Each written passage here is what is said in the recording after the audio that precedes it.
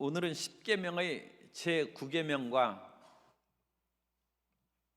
10계명에 대해서 우리가 살펴보도록 하겠습니다. 제9계명은 거짓 증거하지 말지니라. 그리고 제10계명은 탐내지 말라는 것이 10계명입니다. 그런데 우리가 거짓말을 왜 하느냐? 남의 것을 훔치기 위해서 거짓말하는 그런 경향이 있어요. 그래서 9계명은 8계명의 연장이다.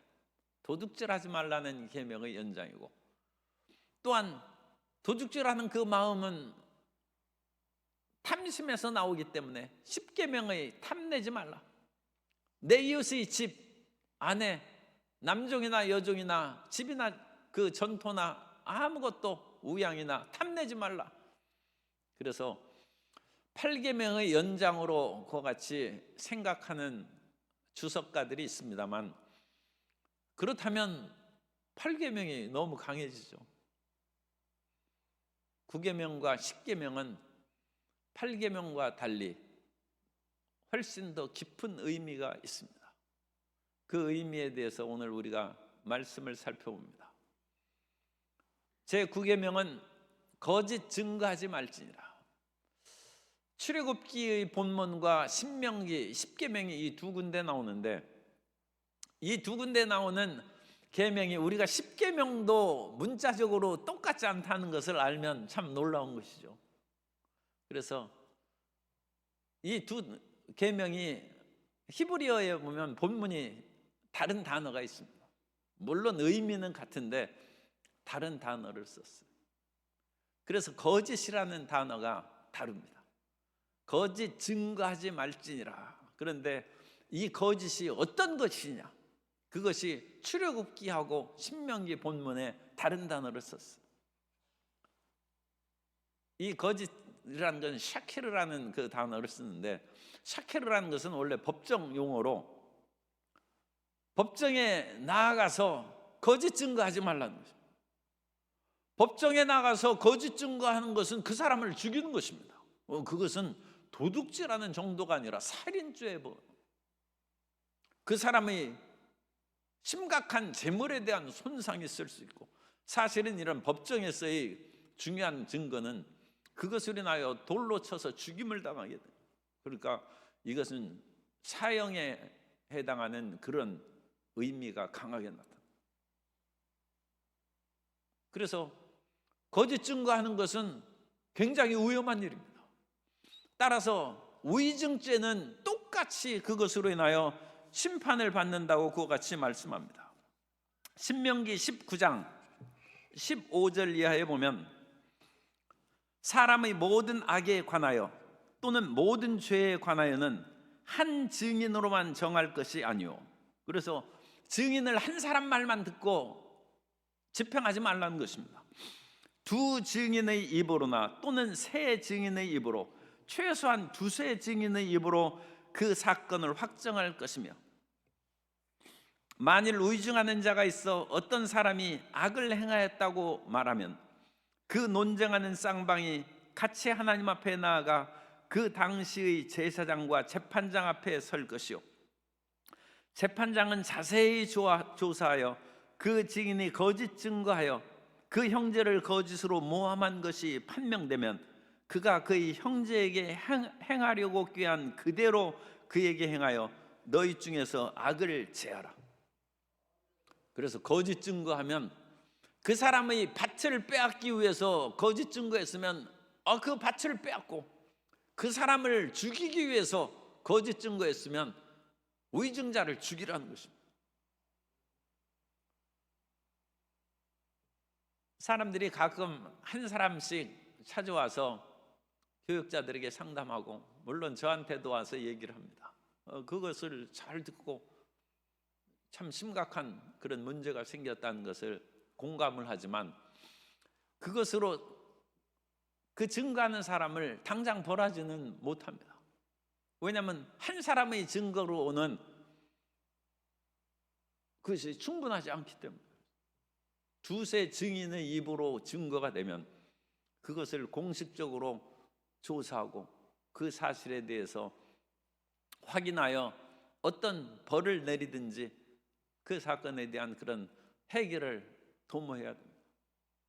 그러므로 한 사람이 자기 억울한 것이 있는 것을 얘기할 뿐만 아니라 그것을 다른 증거를 통하여 두세 증인 또는 다른 확실한 물증을 통하여 그 잘못한 것을 가려낼 수 있도록 우리도 그런 마음 자세를 가져야지, 자기 혼자 억울하다고 해서 세상 법정에서도 그 모든 것이 그대로 이루어지는 것은 아님을 우리가 알아야 됩니다. 더군다나 거짓말로 그 사람을 헤아려 한 것이면 그것은 그 벌을 자기가 받는다는 것을 그것을 잘 깨닫고 남에게 모함하는 말은 절대로 있어서는 안 됩니다. 그런데 출애굽기에서 이와 같이 거짓 증거는 법적인 용어라고 그랬죠. 이 법적인 그런 자리에서 증거하는 것입니다. 그런데 신명기에서는 이 단어를 샤베라는 단어를 해서 샤케르가 샤베로 바뀌었어요. 그것은 헛되고 무가치한 공허한 그런 뜻이 있어요.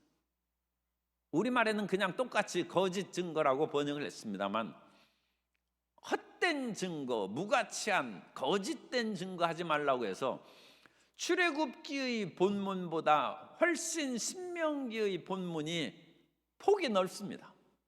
이 단어의 그 자체, 용어의 그것을, 그러니까 이 고대의 히브리어에 대해서 연구해서 그런 정도로 이 의미를 정확하게 파악하는 것은 참 고도의 연구가 필요합니다.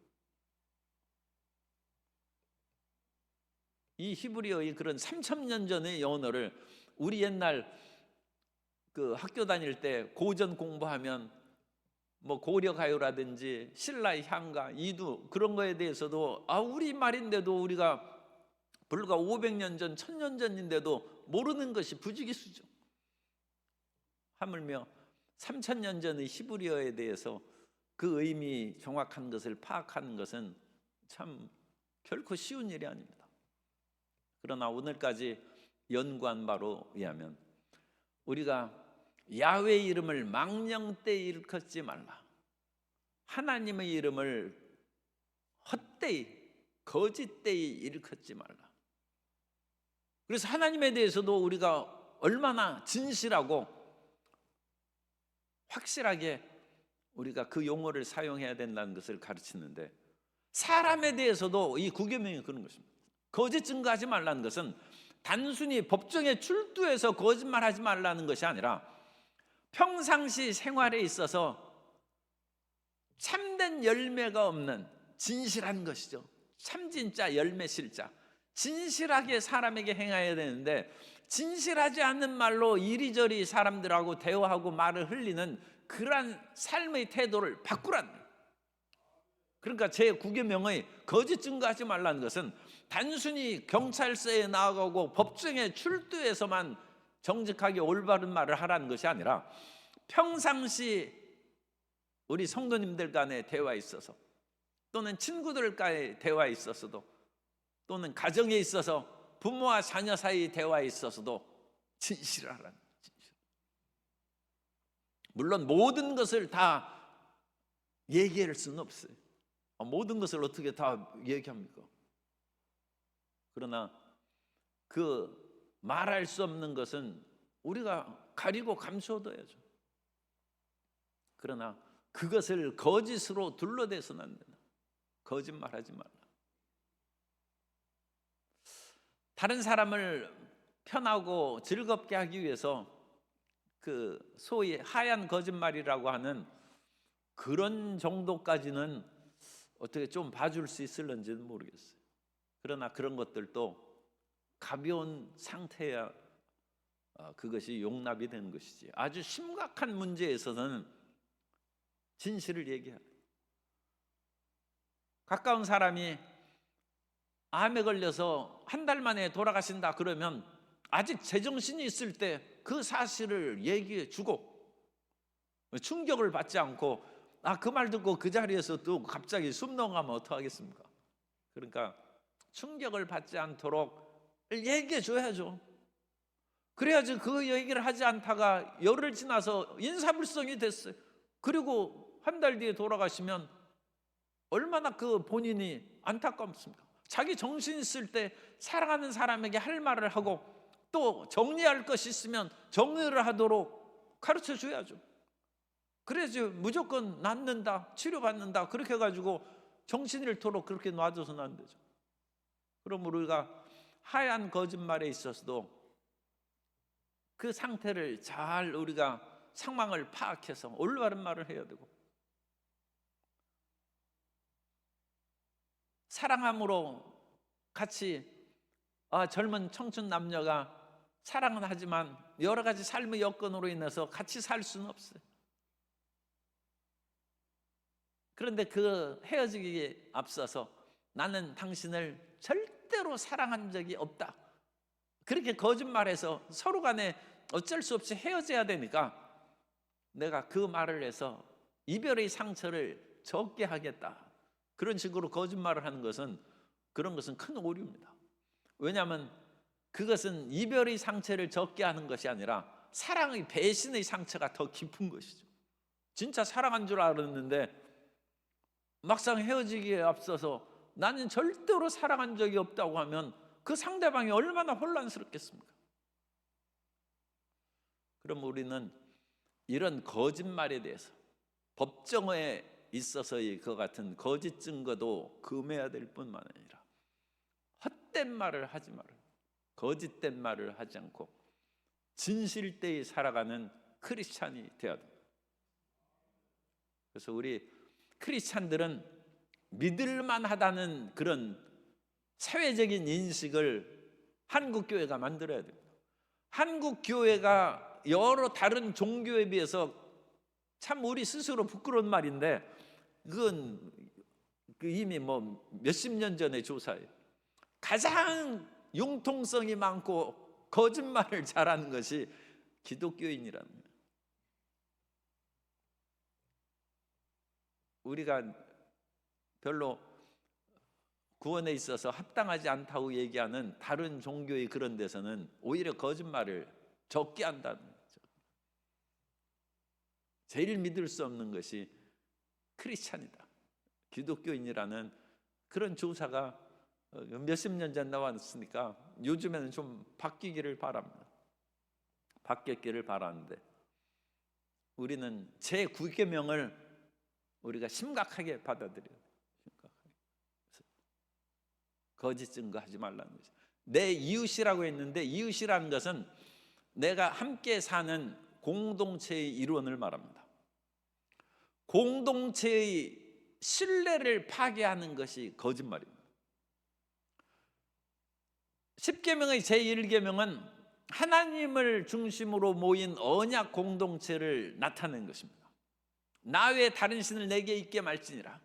하나님을 믿는 백성들이 모여서 야훼의 언약 공동체를 형성했는데, 이 야훼 언약 공동체 안에서 신뢰치 못하고 서로가 미워하고 의심하고 살아가는 중요한 계기가 제9계명을 어기고 거짓 증거하기 때문입니다.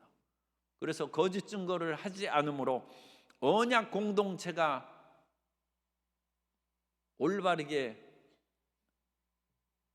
하나로 뭉치고 그 안에 있는 사람들이 평화와 화평을 누릴 수 있게 해야 된다는 것입니다. 그래서 우리 교회 안에서 거짓 말을 하지 말고 또 다른 사람에게 둘러대는 그런 일을 하지 말고, 그렇다고 해서 자기의 모든 속을 다 내보이라는 그런 의미는 아닙니다. 그건 지혜롭게 이제 행하되 거짓을 말해서는 안 된다. 그리고 중대한 일에 있어서도 우리가 사실을 직시해서 그 일을 대처해 나아갈 수 있도록 그것도 슬기롭게 잘 진실을 얘기해야죠. 충격을 받지 않도록 깊이 고민하고, 절대로 하나님이 우리를 위로하시느라고 우리에게 거짓말 하시겠습니까? 하나님이 우리 기도가 틀렸고 우리의 삶의 태도가 잘못됐으면 그걸 바꾸시기 위해서 하나님께서 온갖 걸로 우리를 인도하시되, 하나님께서 거짓으로 괜찮다, 너는 잘 되고 지금 하는 것이 뭐 이상 없다, 그런 식으로 하나님이 우리에게 응답하시겠습니까? 그런 것은 생각할 수 없죠. 하나님은 진실하시고 변함이 없으시고 회전하는 그림자도 없으시다. 그 하나님의 거룩한 속성을 본받아서 우리도 그와 같은 삶으로 나아가야 될 줄로 믿습니다. 그리고 10번째 계명은 내 이웃의 아내를 탐내지 말지니라. 내 이웃의 집이나 그의 밭이나 그의 남종이나 그의 여종이나 그의 소나 그의 낙이나 내 이웃의 모든 소유를 탐내지 말지니라. 여기서 탐내다라는 단어가 2번 나오죠. 그래서 원래 이 짧은 본문이 보다 더 부연 설명된 것으로 보고 있습니다. 그래서 21절에 내 이웃의 아내를 탐내지 말지니라 나오고 그 뒤에 모든 소유를 탐내지 말지니라 그렇게 나옵니다. 그런데 이 본문의 순서도 바뀌었다는 것을 우리가 이미 살펴봤습니다. 그래서 우리 개신교의 10계명과 카톨릭의 로마 천주교의 그런 로마 가톨릭 교회의 10계명이 다르다고 얘기했죠. 우리는 출애굽기의 본문을 중심으로 해서 10계명이 만들어져 있고 로마 가톨릭 교회에서는 신명기의 본문을 중심으로 10계명이 만들어졌어요. 그래서 출애굽기 20장 17절에 보면 출애굽기 20장 17절이 이제 10계명입니다. 내 이웃의 집을 탐내지 말라. 여기 집이 먼저 나왔어요. 내 이웃의 집을 탐내지 말라. 그리고 그 다음에 내 이웃의 아내나 그의 남종이나 그의 여종이나 그의 소나 낙이나 무릇 내 이웃의 소유를 탐내지 말라. 첫 번째 집이 나왔어요. 그래서 여기에서 집은 히브리어로 바이트인데 단순한 집만을 말하는 것이 아니라 그의 모든 삶의 소유를 다 말합니다. 그래서 이 집 안에는 아내도 들어가고 남종도 여종도 또 소, 낙이 모든 이웃의 소유가 이 집에 들어가요. 그런데 이 집 안에 아내가 들어간다는 것이 인권의 문제 생각해 보면 상당히 좀 이럴 수가 있나 그렇게 생각하죠. 그래서 출애굽기에 내 집을 이웃의 집을 탐내지 말라란 출애굽기 본문이 신명기에서는 앞뒤가 바뀌면서 문장이 하나 늘어났어요. 내 이웃의 아내를 탐내지 말라는 것을 앞에 끌어내고 그 다음에 내 이웃의 집이나 그렇게 이제 그의 밭이나 남종이나 그렇게 바뀐 거예요. 그래서 가톨릭 교회는 내 이웃의 아내를 제9계명으로 만들었어요. 제9계명. 그래서 틀립니다. 내 이웃의 아내를 탐내지 말라. 그것이 제9계명입니다. 그 다음에 10번째 10계명은 내 이웃의 집이나 그의 밭이나 그것으로 되어 있습니다. 그래서 가톨릭은 우리하고 9계명 10계명이 틀리죠. 그 대신에 제2계명 우상을 만들지도 말고 섬기지도 말라는 계명 제2계명은 1계명에 붙었어요. 그래서 그것이 하나로 붙으니까 하나로 줄고 이 10번째 우리 계명에서 이웃의 아내가 9계명으로 나누어진 바람에 이제 숫자는 10계명으로 똑같죠. 내용은 같습니다만 분류가 다르다는 것을 우리가 살펴봤어요. 그런데 여기서 탐내다라는 단어가 2번 나왔다고 말씀을 드렸는데 이 탐내다라는 것이 우리의 마음을 말하는 것인지 행동을 말하는 것인지 그 문제가 오랫동안 연구가 되었어요. 그래서 내 이웃의 집을 탐내고 아내를 탐내는 것을 마음을 금하는 것인지 행동을 금하는 것인지 행동을 금하는 것은 간음하지 말라는 거하고 이제 연관이 되죠. 그렇게 하는데 이거에 대해서 오늘날에도 여러 팽팽한 그런 견해가 대립되고 있습니다만 결론적으로 말씀드리면 이것은 마음가짐을 말하는 것이다. 그렇게 말씀드릴 수 있습니다. 그래서 제10계명은 우리의 마음 자세를 말하는 것입니다. 다른 사람 것을 욕심내지 말라는 것입니다. 그것이 10번째 계명입니다. 그러므로 이 마음은 가장 어려운 거예요. 우리가 도둑질은 잘 안 하죠. 남의 것을 훔치기가 쉬운 것이 아니죠. 얼마나 손이 떨리고 간이 떨립니까? 그리고 어찌 살인하겠습니까? 그런 일은 거의 없어요. 그런데 살인하고 싶은 마음은 가질 수 있어요. 참 표현을 하면 안 되는데 저런 놈은 죽어야 돼. 이 살인하는 마음을 갖는. 그러나 그거 가지고 붙잡혀서 감옥에 들어가지는 않아요. 그건 마음이요 행동으로 안 옮겼다. 그런데 죽이려고 이제 극약 사면 그건 이제 체포될 수 있어요. 그건 행동으로 나왔잖아. 사람이 마음으로 음욕을 품어도 그것으로 인하여 잡혀가지는 않습니다만, 그것을 행동으로 나오면 간음하지 말라는 계명에 어길 뿐만 아니라 이 세상에서도 그걸 죄 없다 하지 않습니다. 그러나 예수님께서는 십계명의 그와 같은 조항에 대한 어떤 면으로는 설명을 했어요. 마음에 음욕을 품는 자마다 이 간음을 한 것이다. 이 십계명의 그 의미가 그것입니다. 십계명. 마음에 그런 생각을 갖는 것조차 하나님께서 금하신다. 그래서 이 십계명, 제 십계명을 우리가 마음에 깨달아 아는 것은 제 8계명 도둑질하지 말라는 그 계명의 연장선에 있어서 탐내지 말라는 것보다 훨씬 더 깊고 근원적인 금지 명령이라는 거죠. 우리는 흔히 가다가 저 동네 아파트 정말 멋있다. 또 요즘엔 사람들의 눈을 현혹하기 위해서 그 전기 들고 그러니까 그거 불을 꺼야 될 것 같은데 아파트 꼭대기에다가 휘황찬란한 붓을 이렇게 해놨어.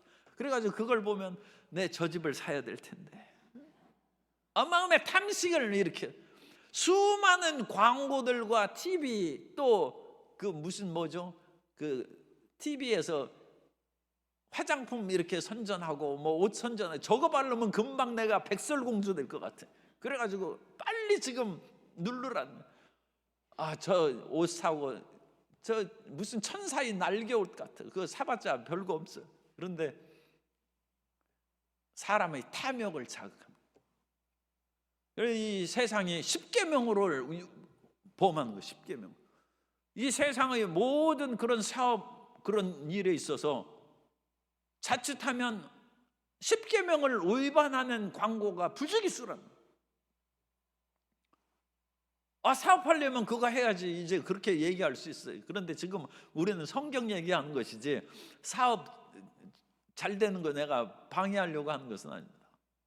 그리고 우리 마음 가운데도 그와 같은 탐심으로 가득해서 이웃의 아내가 이쁜 것을 보고 마음에 유혹하고 요즘엔 남녀 평등 시대니까 이웃 남자를 보고 마음에 그와 같은 좋은 마음을 품으면 안 된다는 거예요.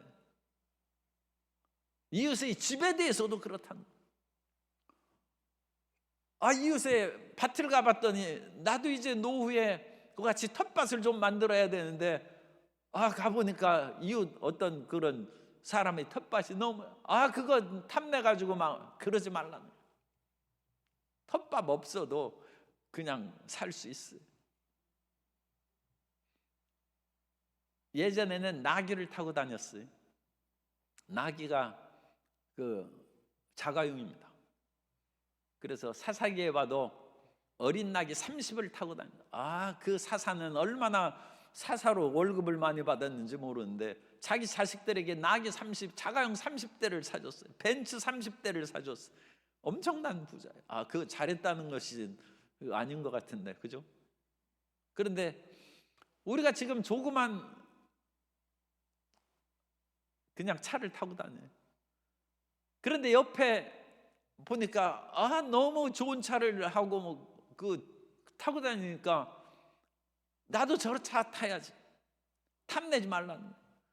그 사람 돈 잘 버니까 저 차 타고 다니고 우리는 우리 수준에 맞게 그 작은 차 타고 다니고. 물론 꿈을 갖는 그것을 금지하는 것은 아니죠. 그러나 그것으로 인하여 탐욕을 갖지 말라. 이 나귀에 대해서 탐내지 말라는. 다른 사람 자가용에 대해서 탐내지 말고 집에 대해서도 탐내지 말고 그 사람의 멋진 옷에 대해서도 어떤 삶의 여건에 대해서도 탐내지 말라는 거예요. 현대는 탐욕을 부추기는 시대고, 이 탐욕의 부추김에 우리가 빠져들어가는 크리스찬들이 많이 있습니다.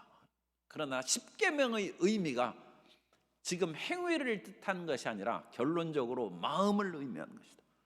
마음에 탐내지 말고 자기 분수를 알고 감사함으로 살라는 거죠. 이 탐욕으로 말미암아 죄 지은 그런 일들이 성경에 많이 열거되어 있습니다. 그래서 사람들이 우상을 섬기는데 이사야 1장 29절에 보면, 이사야 1장 29절에 너희가 기뻐하던 상수리나무로 말미암아 너희가 부끄러움을 당할 것이요 너희가 택한 동산으로 말미암아 수치를 당할 것이다. 상수리나무 밑에서 제사를 드리고 그랬어요. 옛날 우리도 뭐 그런 큰 나무 밑에 그와 같이 동네 앞에 거기에다가 수호신으로 해서 뭐 떡 같은 것도 갖다 놓고 옛날에는 그런 적도 있어요. 그런 것처럼 이스라엘에서도 상수리나무에서 바알과 아세라를 섬기고 그 같은 우상 숭배를 행했습니다. 그런데 이사야 1장 29절에 너희가 기뻐하던 상수리, 이 기뻐하던이라고 번역한 단어가 너희가 탐내던이라는 십계명에 있는 탐내지 말라 하고 똑같은 하마드라는 단어를 쓰고 있어요. 하마드. 너희가 기뻐하던은 너희가 탐내던 상수리 나무로 말미암아 너희가 부끄러움을 당할 것이다. 사람들이 왜 바알을 섬기고 아세라를 섬깁니까? 우리가 섬기는 야훼 하나님은 거룩한 하나님입니다. 그래서 거룩한 하나님은 우리가 부정과 육신의 정욕과 그런 음행을 결코 허락하지 않아요. 그런데 바알과 아세라 숭배에서는 그것이 허락이 됩니다. 그래서 바알 축제는 음란 축제입니다. 거기에서 성전의 창기들과 여러 그와 같은 농사를 짓는 사람들이 부정한 행위를 하고 그것으로 말미암아 일종의 주술적인 효과를 얻어서 하늘에서 비가 내려서 땅을 적시는 것이 남녀의 그와 같은 행위를 상징하는 것이다. 그것으로 일종의 주술을 하는 거예요. 하늘에서 비가 내려야 농사를 짓죠. 그래서 인간의 본능적인 욕구를 종교적인 거하고 결합을 시켰어요. 그래서 바알과 아세라를 섬기는 것을 하나님께서 그런 것을 본받지도 말 뿐만 아니라 그런 사람들을 너희에게 있지 않도록 다 진멸하라, 없애라. 인간의 자연적인 본능적인 욕구와 종교적인 욕구가 결합된 종교가 바알 종교입니다. 이 바알 종교가 그러니까 상당히 사람들을 유혹하는 힘이 있어요. 이스라엘 백성들이 야훼 하나님을 믿고 온갖 기적을 체험했음에도 그 바알을 신앙을 그와 같이 섬기고 아세라를 섬기고 그러다가 결국 하나님의 진노를 받고 나라가 망하고 쫓겨나가기까지 한 이유가 어디에 있느냐? 인간의 본성을 충족시켜주고 영적인 욕구까지도 겸하여주는 기묘한 종교가 바알 종교. 오늘날 이와 같은 여러 가지 유사한 종교들이 있습니다. 인간의 탐욕이에요. 오늘 뾰라 권사합창단에서도 예수님이 좋다고 그러는데 예수님 한 분만으로 만족해야 돼요. 만족해야지 나는 예수님 믿고 또 세상의 여러 가지 즐겁고 편한 것을 제공해주는 그러한 신들도 믿겠다. 일종의 만신전이죠. 수많은 신들, 뭐 그 가운데 예수님 믿고 다른 신도 믿고. 종교적인 탐욕입니다. 신들에 대한 탐심. 그러나 제1계명은 나 위에 다른 신을 내게 있게 말지도. 그것은 제가 여러 번 주석해서 말씀하시죠. 나 야훼만이 하나님이시라. 하나님만이 유일신은 유일하다. 하나님 외에 다른 신은 없다는 것입니다. 그러므로 어떤 영적인 만족감이나 육체적인 쾌락을 보장하는 그런 거짓 신들에게 눈 돌리지 않고 그런 유혹에 빠지지 않게 되시기 바랍니다. 그것이 탐내지 말라는 것의 그런 의미예요. 영적인 의미. 뿐만 아니라 사람들이 물질에 대한 탐욕이 가득하면 그 물질에 대한 탐욕으로 말미암아 이웃에게 거짓을 행하여 돈을 많이 버는 일에 마음을 뺏길 수가 있어요. 이 탐심이 그야말로 그 사람을 도둑으로 만드는 것입니다. 미가서 2장 2절에 보면 밭들을 탐하여 빼앗고 집들을 탐하여 차지하니, 이 탐하여가 십계명에 나오는 같은 하마드, 히브리어 하마드라는 단어로 써요. 이것은 밭들을 탐하여 그것을 빼앗고 집들을 탐하여 차지하니 그들이 남자와 그의 집과 사람과 그의 산업을 강탈하도다. 미가 시대에 돈 있고 권력 있는 사람들이 탐심이 끊임없어요. 그래가지고 가난한 사람의 집들을 탐하여 빼앗고 신 한 켤레로 의인을 산다는 것입니다. 그거 사는 것이 별로 어렵지 않아요. 옛날 경주 최부잣집의 가훈에는 기근 때에는 절대로 다른 사람의 밭을 전답을 사지 말라는 것이 가훈 중에 하나였다고 했어요. 사람이 기근이 빠지고 어려움에 빠지면 그때는 창고에 쌀이 가득한 부자가 쌀 한 가마니로 논 한 마지기를 사는 거예요. 문전옥답을, 아니 지금 굶어 죽게 되었는데 자기 전답이 문제입니까? 그걸 그거 파는 거예요. 성경에 오죽했으면 의인을 신 한 켤레로 파는 거예요. 탐욕이 탐욕. 부자와 가진 자, 그 부자와 가진 자는 5년 10년 가뭄이 들어도 먹고 살 것이 있어요. 그러나 가난한 사람은 1년 농사지어서 1년 먹고 사는데 1년 2년 흉년 들면 그 전답 빼앗기는 식은죽 먹기죠. 그 사람 집 빼앗기는 문제가 아니죠. 헐값으로 다 사들인. 마치 IMF 때 그 엄청나게 외국 자본이 들어와 가지고 10억 하는 것을 1억 주고 샀어요. 그리고 IMF가 끝나자 20억에 되팔고 돈 빼가지고 나가버렸어요. 나라의 부가 순식간에 다 빼앗겨 버린 거예요. 세계적인 부자들이 탐욕이죠. 그래서 피땀 흘려 일한 가난한 나라 또는 개발도상국의 부를 뺏어간 세계의 부유한 나라, 소위 선진국들은 이 십계명의 탐내지 말라는 것을 마음에 새겨야 됩니다. 그런데 미가라는 2700년 전의 그 시대에도, 이사야나 미가나 비슷한 시대입니다. 그 시대에도 여전히 그렇답니다. 권력 가진 자들이 탐내지 말라는 것입니다. 다윗은 참 훌륭한 사람인데 인간에게 있어서 탐욕은 누구에게 있는 거예요? 어느 날 다윗이 낮잠 자다가 일어나서 보니까 높은 곳에서는 이와 같은 밑에 있는 집들이 보이고, 이 가옥의 구조가 옛날에는 이 가옥이 뺑 둘러서 이렇게 되어 있습니다. 그리고 그 안에가 마당이 있어요. 그리고 그 마당은 자기 집으로 이렇게 둘러싸여 있으니까 외부인이 못 봐요. 그러니까 거기에서 밧세바가 목욕을 하는데 높은 곳에 있는 사람은 보이는 거예요, 위에서. 밧세바가 왕궁에서 거닐다가 보니까 밧세바를 보고 밧세바를 취했어요. 권력을 가진 자가 탐욕을 가짐으로 남의 아내 우리아의 아내를 빼앗은 거예요.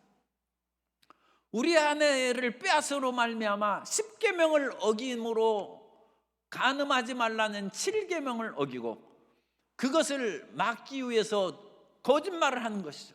거짓 증거로 우리아를 불러내가지고 내가 너 열심히 싸우고 있으니까 특별 휴가 준다, 거짓말을 하고. 우리아가 정직하고 진실한 사람이에요. 그래가지고 다윗이 속임수에 안 넘어가. 그런데 속임수에 넘어갔으면 오히려 살았을 텐데 정직하다 보니까 자기 집에 안 들어갔어요. 다윗이 꼼짝없이 자기 행위가 발각될 것을 두려워해서 전쟁터에 앞세워서 우리아를 죽인다는 거예요. 살인죄를 범한. 10계명을 어기면 온갖 계명을 어길 수 있습니다. 하나님을 경외하는 것을 파기시키니까 1계명부터 4계명까지 어겼다고도 할 수 있어요. 하나님을 경외하는 것을, 다윗과 같은 사람이 그러니까 일반 사람은 말할 것 없이. 그리고 고통 가운데 우리아 집안이 풍비박산이에요. 그 훌륭한 군인을 둔 아들을 얼마나 자랑스럽게 그 집안에서 여겼을 텐데 그 아들은 죽고 며느리는 빼앗기고, 그런데 그 일을 행한 사람이 보니까 존경하는 다윗 왕이 그 짓을 했어요. 이 세상 어찌 믿고 살겠습니까? 십계명이 굉장히 중요한 게, 탐내지 말라. 그것을 성경에서는, 이제 신약 성경에는 탐심은 곧 우상 숭배다 그렇게 정의하므로, 탐내는 것은 1계명 2계명을 어기는 것이라. 하나님 외에 다른 신을, 쾌락의 신을 섬기는 것이고, 하나님 외에 재물의 신, 돈 있으면 최고다, 그걸 섬기는 것이고, 하나님 외에 내가 권력을, 누가 앞을 가로막을 수 있느냐, 권력의 신을 섬기는 우상 숭배란, 우리가 가진 마음의 탐욕을 절제하시기 바랍니다. 오늘날 문명의 발전에 중요한 원동력으로 인간의 마음의 디자이어, 마음의 욕구를 든, 그건 상당히 일리가 있어요. 아니, 좀 출세하고자 하는 그런 소망이 있어야 학교 다닐 때 공부하고 그러지, 공부하는 거 누구나 좋아할 까닭이 없죠. 그런데 물론 공부를 자꾸 하다 보면 공부의 습관이 돼가지고 공부하는 것이 좋아질 수도 있어요. 그런데 그 전에는 누구나 힘든 거예요. 세계적인 피아니스트가 하루에 10시간씩 피아노를 친다. 처음에 그거 어린아이 보고 피아노 치라고 하면 5분을 그걸 치겠어요. 그런데 이제 거기에다가 깊이 들어가니까 자기 스스로 10시간을 치는 거예요. 그런데 인간이 어떤 것에 깊이 그것을 빠지고 기쁨을 얻기 전까지는 모든 것이 힘들고 고통스러운 것입니다. 그런데 그 모든 것이 힘들고 고통스러운 가운데 자기가 좋아하는 것이 있어요. 디자이어, 자기의 마음에 소망과 욕구가 있는 거예요. 그럼 그 길로 나아가요.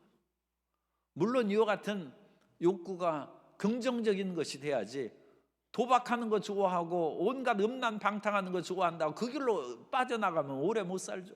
완전 폐가 망신하고 그건 죽는 길밖에 없죠.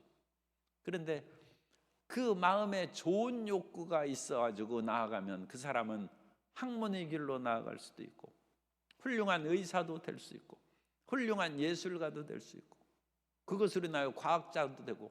그래서 인류 문명이 발전해 왔다. 인간의 마음에 있는 욕망이, 그 디자이어가 인류의 사회를 발전시켰다고 합니다. 그런데 그건 긍정적인 면에 있어서 그런 것이고, 이 욕구가 잘못될 가능성이 큰 것은 인간은 원래 죄 중에서 태어나 죄악을 소망하고 죄악의 길로 가는 경향이 많기 때문입니다. 그래서 좋은 길로 나아가서 의사가 된 사람도 지킬 박사와 하이드 씨처럼 마음의 밤에는 야수와 같은 짐승의 욕구가 나타나서 끔찍한 죄를 범하는 이중의 모습을 보여요. 그래서 하나님은 예수님 믿는 사람들이 근원적인 이와 같은 탐욕을 버리라, 근원적인 근본적인 탐심을 버리라. 이 근본적인 탐욕을 버릴 때 십계명이 완성된다. 그래서 이 제 10번째 계명은 그 의미가 있습니다. 하나님께서 제1계명을 통하여 하나님을 경외하는 언약 공동체를 세워주시고, 대신 계명과 대인 계명을 9가지 주셨습니다만, 마지막 10번째 계명을 통해서 10계명을 정리하고 마무리하는데, 그 정리하고 마무리하는 계명은 탐욕을 버리라는 거예요. 탐욕을 버리면 10계명을 지킬 수 있습니다. 그리고 탐욕을 버리면 하나님의 사랑을 받고 영생을 소유하게 될 줄로 믿습니다. 우리 마음 가운데 탐욕을 내려놓고 마음의 평안함을 얻고 가진 것으로 하나님께 감사하고 기뻐하는 신실한 성도님 되시기를 예수님 이름으로 축원합니다.